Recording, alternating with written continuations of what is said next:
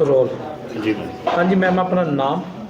मैं डॉक्टर स्वप्ना मिश्रा हूँ। मैं director gynae and robotic surgery Fortis hospital Mohali में हूँ। जो हम अमृतसर आने का हमारा एक ही कॉन्सेप्ट है, ये बताने के लिए कि हम लोग डे केयर रोबोटिक सर्जरी करते हैं। इसका मतलब है कि अमृतसर से कोई मरीज़ जिसको या तो यूट्रस का कैंसर हो या फाइब्रॉयड हो या ओवरी में सिस्ट हो या ट्यूमर हो, सेम डे जाकर चंडीगढ़ पहुंच के सर्जरी कराकर सेम डे 8-9 घंटे में वापस आ सकता है। उसको चंडीगढ़ में रहने की, रुकने की कोई ज़रूरत नहीं है। रोबोटिक सर्जरी होती है क्या? रोबोटिक सर्जरी टूल है, टेक्नोलॉजी है। आप 8 mm के छेद से आप पूरी की पूरी uterus, ovary, lymph nodes, organ, सारे जो अपने जेनाइटल ऑर्गन्स औरत के होते हैं, पूरी की पूरी सर्जरी की जा सकती है बिना मरीज को एडमिट किए हुए। मैम कितना टाइम लग जाता है सर्जरी में?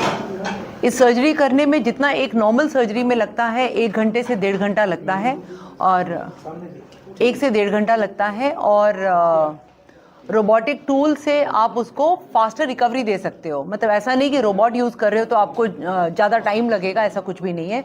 सेम डे आप सर्जरी पूरा, अगर आप पेशेंट को एनेस्थीसिया के अंडर लेना, बाहर लेकर आना, 1.5-2 घंटे में सर्जरी होती है। उसके बाद रिकवरी रूम में रखकर हम उसके बाद मरीज को कुछ आदमी तो ट्रीटमेंट करवा लेता है, लेकिन जो थोड़ा सा पुअर है उसका भी बेनिफिट है, कोई इसमें सुविधा है कुछ? गवर्नमेंट में है ना, पीजीआई में रोबोटिक सर्जरीज अवेलेबल है, एम्स में अवेलेबल है, पर वहाँ ऑफकोर्स वेटिंग 6-8 महीने की है।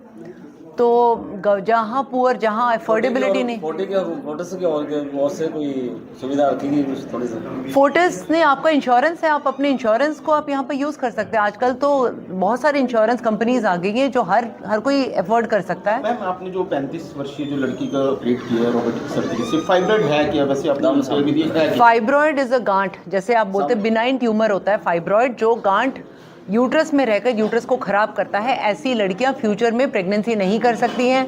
ऐसी लड़कियां फ्यूचर में माँ बनने की क्षमता नहीं रखती हैं और जल्दी यूट्रस रिमूव होता है। कारण क्या होता है ये जेनेटिक कारण है बेसिकली। अगर आप बचपन से वेट पे ध्यान ना दो, कुछ तो जीन्स होते हैं जो माँ से आते हैं, आपके माँ से, दादी से, नानी से, बुआ से आते हैं। उसके बाद आपका एनवायरमेंटल फैक्टर, अगर आपका बचपन से एक्सरसाइज पे फोकस ना करो, वेट गेन हो, फैटी फूड हो, क्योंकि नॉर्थ इंडिया में जो फूड है बहुत ही फैटी फूड है, उस वजह से भी बहुत सारे फाइब्रॉइड्स से जल्दी ग्रो कर जाते हैं, जिस वजह से इनको रिमूव करना पड़ता है। यूजुअली अधिकतर बहुत सारे जगह जाओ तो बड़े बड़े फाइब्रॉइड्स हो तो लड़की को बोला जाता है कि आप यूट्रस रिमूव करो, पर रोबोटिक टेक्निक से हम फाइब्रॉइड रिमूव करके यूट्रस को बचा सकते हैं, जिससे ये लड़की फ्यूचर में शादी करके प्रेगनेंसी कर सके और उसको और कोई प्रॉब्लम ना हो। इसकी लाइफ टाइम कोई प्रॉब्लम नहीं है? रोबोटिक की कोई लाइफ टाइम प्रॉब्लम नहीं है, कोई लाइफ टाइम प्रॉब्लम। क्या टाइम पीरियड रहता है सर?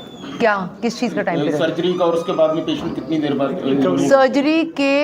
सर्जरी के 6-8 घंटे बाद कोई भी ऑपरेशन, चाहे आप ओपन टेक्निक से करो, आप सर्जरी के 3 दिन बाद मरीज को घर भेजते हो।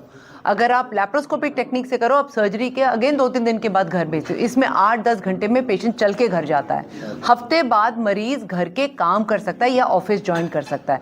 कौन सी टेक्नोलॉजी इतना कंफर्ट किसी भी मरीज को दे सकती है? रोबोट के अलावा कोई टेक्नोलॉजी नहीं दे सकती। तो अभी तक कितने मामले फोर्टिस में आ चुके हैं ऐसे? 2017 से हमने शुरू किए हैं। मेरी रोबोटिक जर्नी कंट्री का हाईएस्ट है।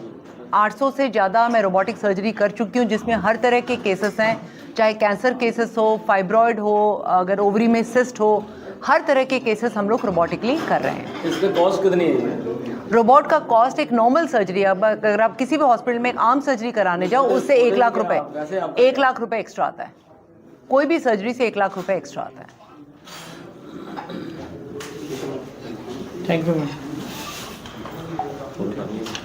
सर्जरी कर रहा है रोबोटिक टेक्निक से, रोबोटिक टूल्स से रोबोटिक सर्जरी होती है, जिससे सर्जरी ज़्यादा प्रिसाइज और ज़्यादा बेटर होती है।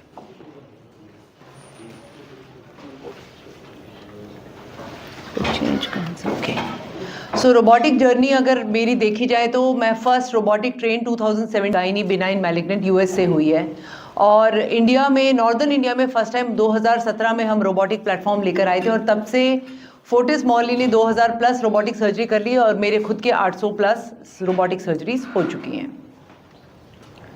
कौन कौन सी रोबोटिक सर्जरीज की जा सकती हैं? सारी सर्जरीज, बेबी पैदा करने के अलावा कोई भी सर्जरी रोबोटिक टेक्निक से पॉसिबल है। 800 प्लस सर्जरीज हो चुके हैं, और हमें क्या मिला है इसमें? ब्लड लॉस सफोकेशंस नहीं होती हैं, रीएडमिशन, पेशेंट को सर्जरी के बाद फिर से भर्ती होने की ज़रूरत नहीं है। कन्वर्जन टू ओपन, जैसे ओपन सर्जरी करने की ज़रूरत नहीं पड़ती। कैंसर केसेस में सबसे ज़्यादा कैंसर क्लियरेंस इसी में मिलती है और रिकवरी सबसे फास्ट होती है। 50+ पेशेंट्स हम सेम डे सर्जरी कर चुके हैं, वेर पेशेंट सुबह आके शाम को 10-12 घंटे में अपने घर जा सकता है। पहला केस था fibroid removal, 35 year old women, 7 fibroid, सुबह सर्जरी के 10 घंटे बाद वो चल के घर गई है। तो यूट्रस ओवरीज बचा सकते हो, सेम डे डिस्चार्ज है, पेशेंट को भर्ती होने की ज़रूरत नहीं। तो अमृतसर से अगर कोई चंडीगढ़ आता है सर्जरी कराने, 3.5 घंटे में चंडीगढ़ पहुंचा, सर्जरी कराई और रात को 8-9 बजे वापस अमृतसर भी आ सकता है। तो एडमिट होने की ज़रूरत नहीं है, क्योंकि